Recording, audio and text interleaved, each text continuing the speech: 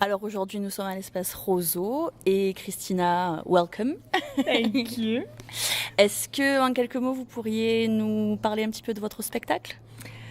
C'est un one-woman show, du coup, pardon, sur la relation France-Québec. En gros, c'est beaucoup d'histoires que moi j'ai vécues depuis que je suis arrivée en France, ce qui m'a amené à revisiter l'histoire de mon pays, de redécouvrir ma propre histoire pour pouvoir justement en parler et tout.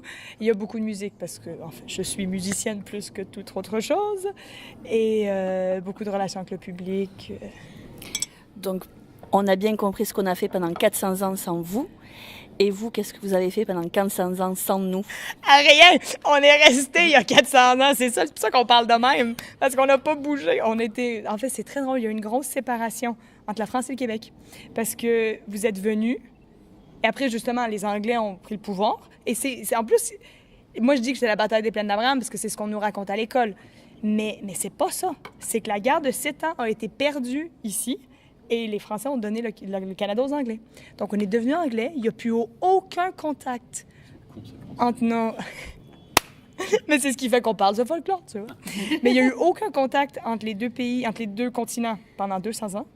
Fait qu'on est resté vraiment... et c'était très, très oppressé par la religion. Donc, c'est resté très, très reculé jusqu'à il y a très, très peu de temps.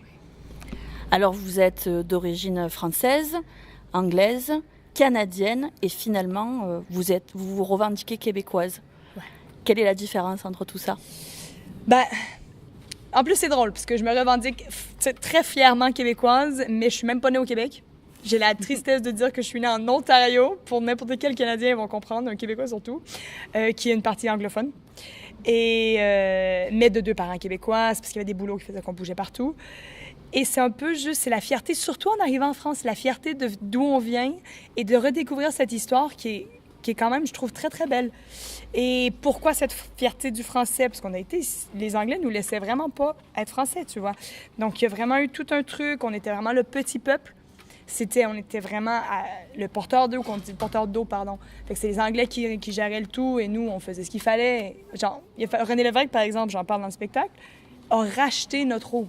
C'est ridicule, tu dis, on a vendu notre eau, faut être con un peu, tu vois. Mais, donc, c'est vraiment, il y a eu un gros changement au Québec quand on a commencé à avoir un peu de... Comment on explique ça en mots? Un peu de culotte. Je sais pas si ça se dit comme ça, mais... De culot? De culot, c'est mieux. Du culot tout le tour de la tête. Ouais, voilà. Et quelle est votre relation au Festival d'Avignon? Une découverte, complètement. Je suis venue l'été dernier comme spectatrice. J'ai adoré. J'ai trop kiffé, c'est trop génial. Ça bouge de partout. Faut voir si mon énergie... Tout le monde a toujours dit que j'allais avoir de l'énergie à revendre, mais là, il faut voir. Là. Je suis très curieuse de voir si ça va survivre jusqu'au bout. Déjà, j'ai plus de voix, c'est le premier jour. Mais c'est trop génial. J'ai trop envie de le vivre, en fait. Alors, qu'est-ce qu'on devrait vous souhaiter? Bonne continuation, bon retour au Québec ou welcome home? Tous les 3. Tous les 3. Ouais, comme ça, je vis dans les 2 continents, je fais ma vie et bon succès, c'est toujours agréable.